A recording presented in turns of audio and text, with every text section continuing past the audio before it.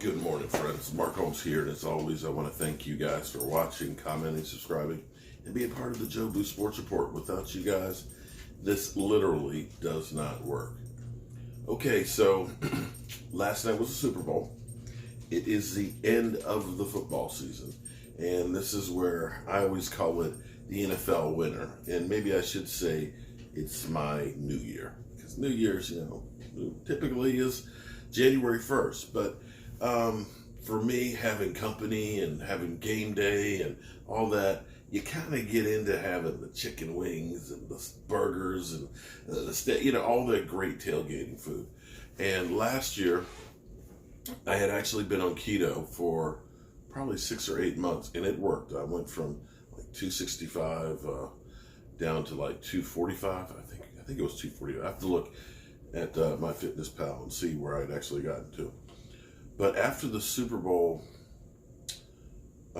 last year, I had some heart palpitations, and I had really high blood pressure, and they didn't know what was causing it. So I stopped doing keto then, and my weight has been steadily increasing. They never did find out what the heart palpitations were and stuff. I personally think that when we were in the Super Bowl in Miami, I think that I actually had COVID. And I think that's what it was, because I went through about a 2-month period of my blood pressure being literally, like 200 over 150 and things. They had prescribed blood pressure medication, something I'd never had needed before, because my blood pressure was always like 120 over 80. And all of a sudden, it just kind of stopped. But I had other symptoms, so I think maybe it was COVID. I don't know. I never got a test or anything like that. But now that the football season's over, some of you have noticed that I've gotten a little bit porky again. In fact, this morning it was 271.8, about 2 pounds lightest than the heaviest I've ever been. And my knees have been killing me, because every pound that you have extra weight is like 4 pounds when you take a step. And so having 5 knee operations underneath my belt, being 55 years of age, and having not doing as much stuff as you usually do because of COVID, the time is now to start making some changes if I'm going to plan on being here for much longer. So today is day 1 of my keto journey. I'm not going to say I'm a keto expert or anything like that, and I've got to go back through and remember all the things that I did before. Because there's the coffee, your fat coffee. I remember my fat coffee. I never got away from my fat coffee. I just don't like the butter in it. Instead, I use whipped cream in there, but and whipped cream does not have the sugar, and that's the key. We got to get away from the sugars. We got to stay away from the carbohydrates. And I'm going to start walking again with the wife. Okay, so I'm going to get the dog, get the wife. We'll go for walks and things again, and see if we can turn this thing around. The hard part for me is I love candy bars. Not all the time. I love ice cream. And I haven't yet to, and I love cookies. But it's not all the time. It's just like I get a fit where I just want something sweet. I can have candy bars in here for weeks, and all of a sudden I'll eat 4 or 5 of them, and then I'm done. That's the hard part for me. I love the aspect of, the meats and things and the proteins. I love doing like shrimp bowls or steak bowls, even using cauliflower to replace rice. I'll do a fried rice with cauliflower, shrimp fried rice, and you'll be like, damn, you sure this isn't rice? So for the food wise, it's not that bad. Now, a lot of people, when they first start keto, as your body goes into ketosis from where it's burning its regular stuff, they'll get a keto flu. They'll feel kind of sick and stuff, because your body is literally changing from that sugar that you're losing, that sugar rush, to actually feeding on the fats.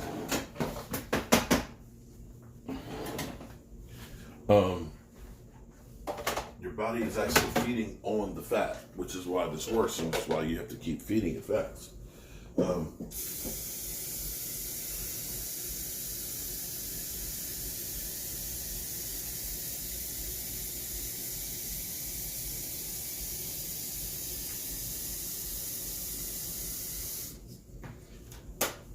So your body literally says, okay, we're going to feed on the fats, as opposed to getting the sugars. You end up getting all the sugars and things like that, and the carbohydrates. They end up storing all those fats, and that's why your weight goes up.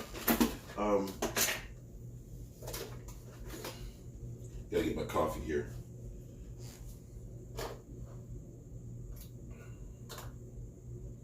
Some days you'll end up doing intermittent fasting, which for me usually isn't a problem, because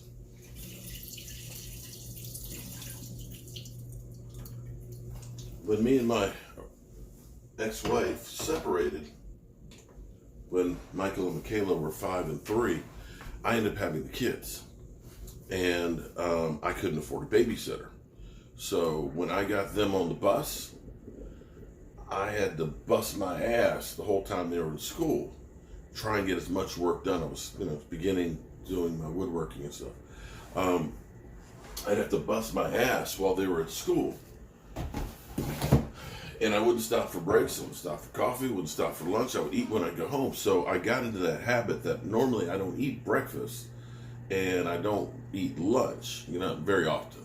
Usually if I eat breakfast, I feel kind of sluggish all day. So for me, most of the times I get my big cup of coffee and I have it, and I don't eat until, if I come home, I might get a few snacks or something like that, or make a sandwich, and I'm done. But from basically from the time I go to bed to now, it's a cup of coffee, and then it's nothing until probably about 3 or 4 o'clock in the afternoon.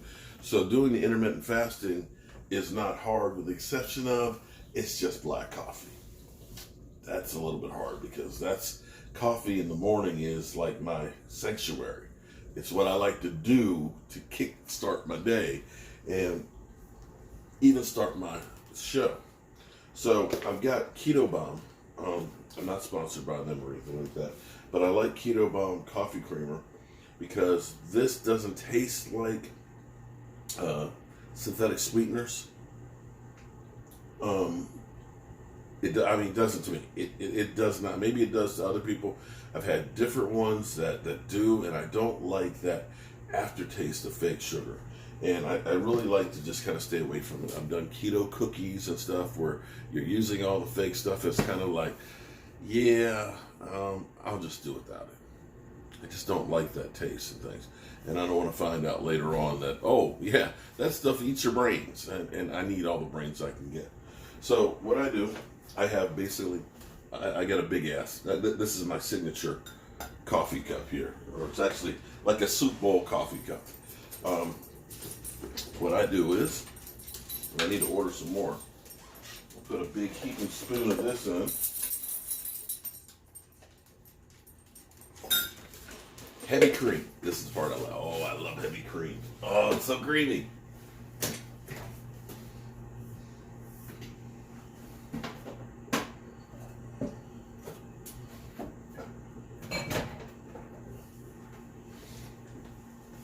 Heavy cream. Full of fat. Oh yeah, heavy whipping cream. Now, again, no keto expert. This is what I've done. Now, heavy cream. Heavy cream. If you whip it, and this is where I like my Ninja coffee maker. If you whip it, it's got the little agitator that's over here. You get whipped cream. So I started thinking, because I was whipping the coffee, putting in there, and I started going through and I started checking out the cream, because you go through, okay, because carbs and sugar is what you need to stay away from, right? On one serving, which is 2 tablespoons, right? Only 1 carb. What? And I went through total sugars less than 1 gram. Now I might be wrong, but again, 1 carb and less than 1 gram of sugar for 2 tablespoon serving. So I like to shoot just a little bit of this on top of my coffee, okay? Gives me a little bit of extra fat that's in there. And total fat, 2 grams. So I get a little extra fat in there. And I've got the sweetness from the Keto Bomb stuff. So I like to stir that up in there first. If you don't, it gets a little bit lumpy. Then I gotta wait for the coffee to get there.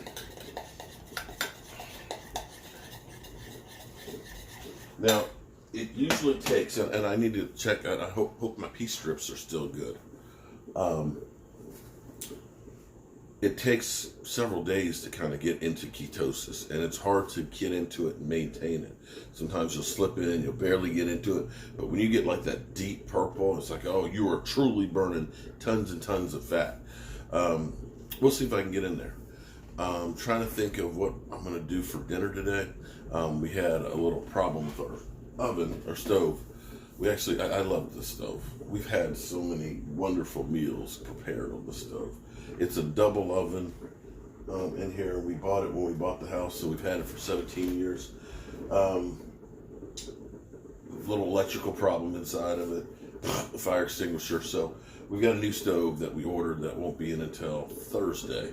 So I have no stove and oven. Fortunately, I love to cook outside. So I've got my grill, I got my griddle, I've got my smoker, I have my deep fryer. Deep fryer, we're going to put that away for till football season.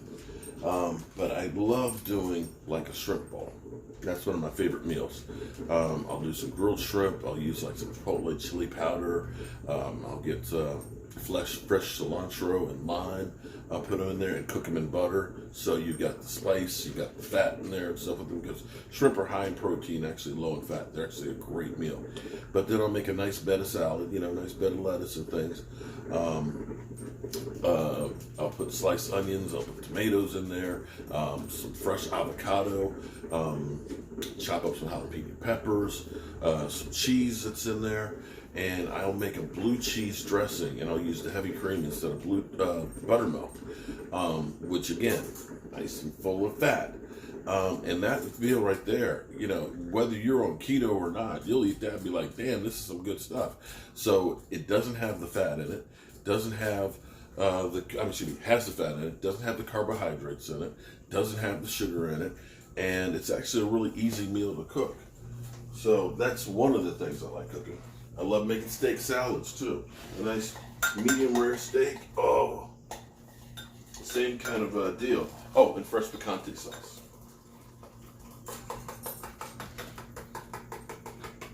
I make fresh picante sauce. It's really good. And I'll even do a taco salad. See here, let me show you my coffee.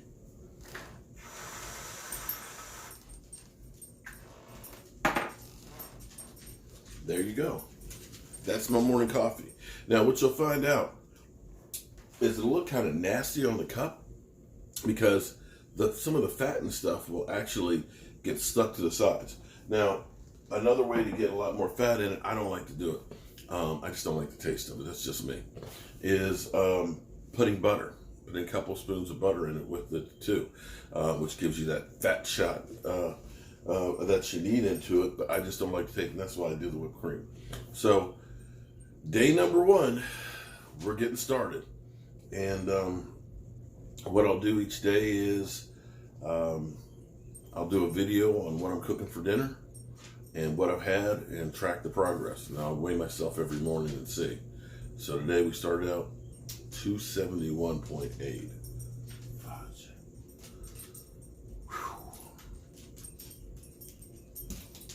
Need to get down to at least 250. Better yet, 240. All right, if you're with me, make sure you leave a comment down below. Maybe we'll try and figure out how to make like a whole group for us to try and do this together, and we'll see how it goes. It's Keto.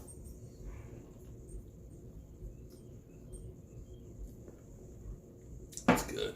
I love this. This is the best part. In the morning, starting out my coffee. This is the best part. Now it's time for me to go do my morning video. Don't sleep on the Dallas Cowboys. And after that, got a lot of work to do in the workshop. I've got my football racks to do. All right, have a great keto day. Forgot one thing. MCT oil, which is coconut oil. Forgot, I need to put that in the coffee too. If you start taking the MCT oil, be very, very careful. It affects people a little bit differently. If you've ever had a colonoscopy and they've had to take that liquid that ends up making you kind of do the runs, well, you understand what I'm talking about. Some people, it just goes right, it flushes you out. So don't forget, I need to get some more. Get some more MCT oil and put some of that in there because that's more fat and whatever else it's for. All right, MCT oil. There we go. Now we got our coffee.